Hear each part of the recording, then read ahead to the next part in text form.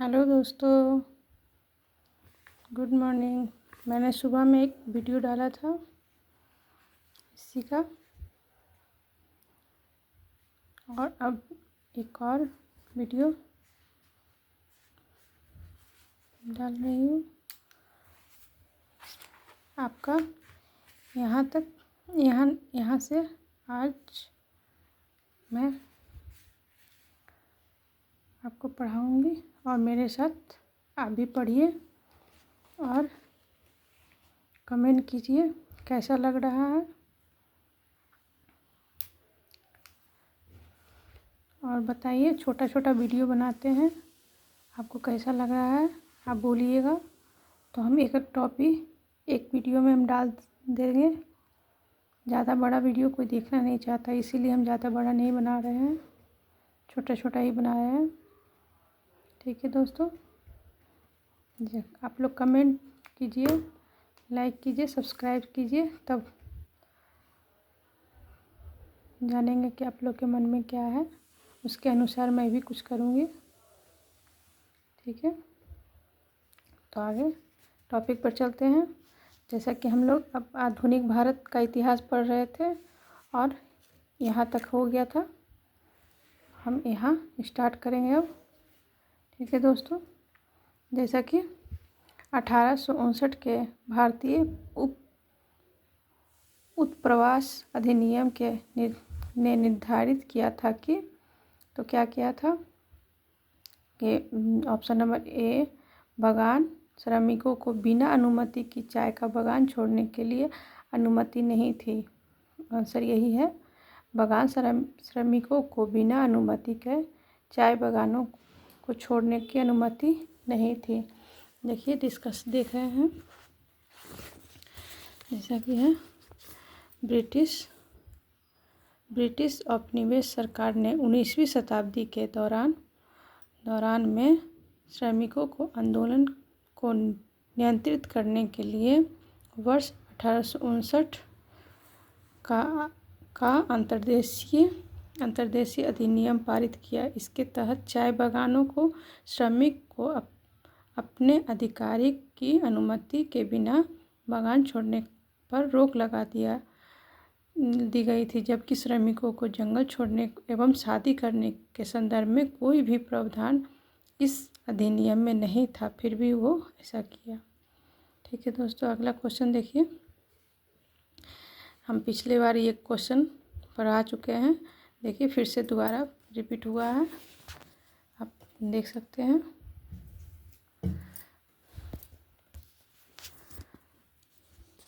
देखिए, निम्नलिखित में से किसको grand old man of India के नाम से भी जाना जाता है?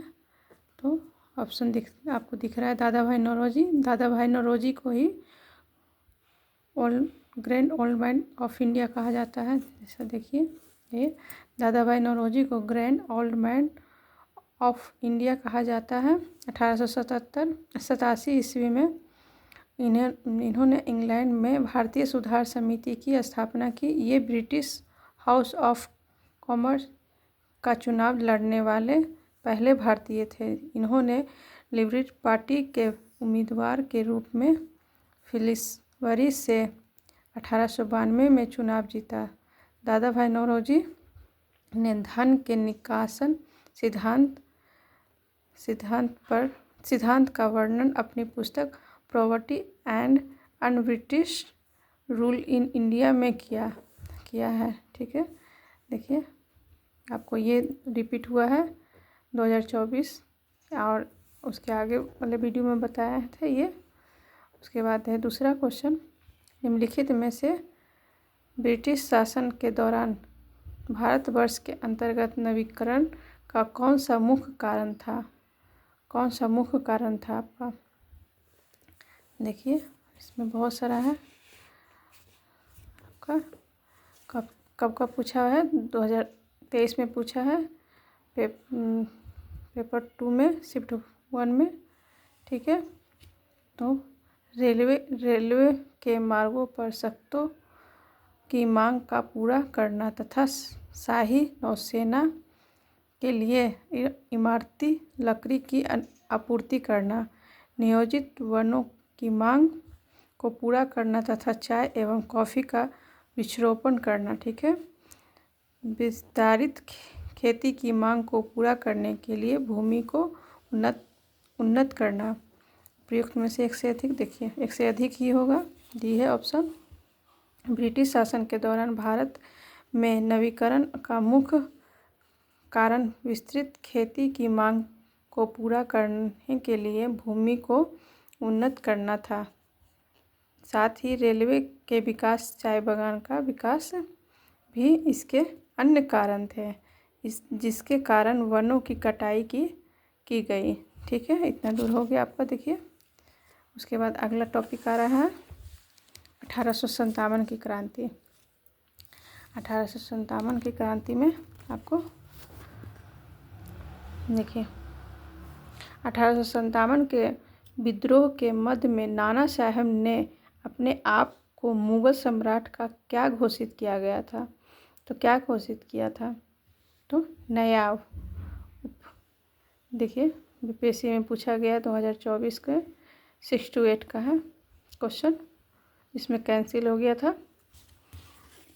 देखिए अब आपका है, इसमें हम ऑप्शन देखेंगे, ये इसका डिटेल देखेंगे। 4 जुलाई 1857 को जब कानपुर से अंग्रेज़ों ने प्रस्थान किया तो नाना साहब ने पूर्ण स्वतंत्रता की घोषणा की तथा पेशवा की उपाधि धारण की। इस दौरान उन्होंने मुगल सम्राट बहादुर शाह जफर को भारत का बादशाह स्वीकार करते हुए स्वयं को उनका नायब घोषित किया। ठीक है, जो कि ऑप्शन में है। ठीक है, अगला क्वेश्चन देखिए। किस तिथि को रानी विक्टोरिया की उद्घोषणा जारी हुई? किस तिथि को रानी विक्टोरिया की उद्घोषणा जारी हुई? देखिए 1 नवंबर 1857, 27 मार्च 1858, 1 नवंबर 1858। तो अपना 1 नवंबर 1858 को ही हो। देखिए ऑप्शन सी है। 1 नवंबर 1858 को इलाहाबाद में आयोजित दरबार में लॉर्ड कैनिंग ने महारानी विक्टोरिया की उद्घोषणा को पढ़ा। उद्घोषणा में भारत में कंपनी का शासन समाप्त कर भारत का शासन सीधे क्राउन के अधीन कर दिया गया। भारत सचिव के पद का प्रावधान किया गया तथा उसकी सहायता के लिए 15 सदस्यीय इंडियन काउंसिल की स्थापना की गई। 8 सदस्य ब्रिटिश सरकार द्वारा एवं 7 सदस्य कोर्ट ऑफ डायरेक्टर्स द्वारा नियुक्त किया गया था। ठीक है दोस्तों, फिर अगला क्वेश्चन देखिए। निम्नलिखित में से किसने रानी लक्ष्मीबाई को ग्वालियर पर अधिकार करने में सहायता की थी? कौन किया था? तो अफगान, ईरानी, मुगल। तो आपका अफगान किया था। ठीक है, आप अपना डिटेल देखेंगे।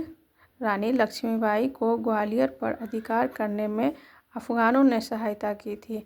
1857 की क्रांति में महारानी लक्ष्मीबाई ने फिरंगियों से लोहा लेने के लिए बंदा नवाब अली बहादुर शाह द्वितीय को, जिन्हें वे अपना भाई मानती थी,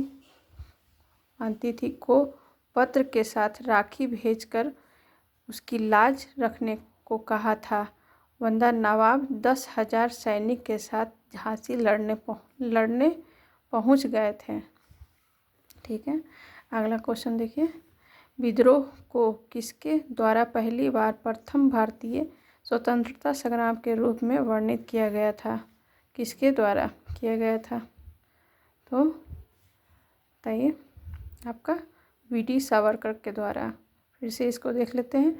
विद्रोह को किसके द्वारा पहली बार प्रथम भारतीय स्वतंत्रता संग्राम के रूप में वर्णित किया गया था? तो वीडी सावरकर के द्वारा।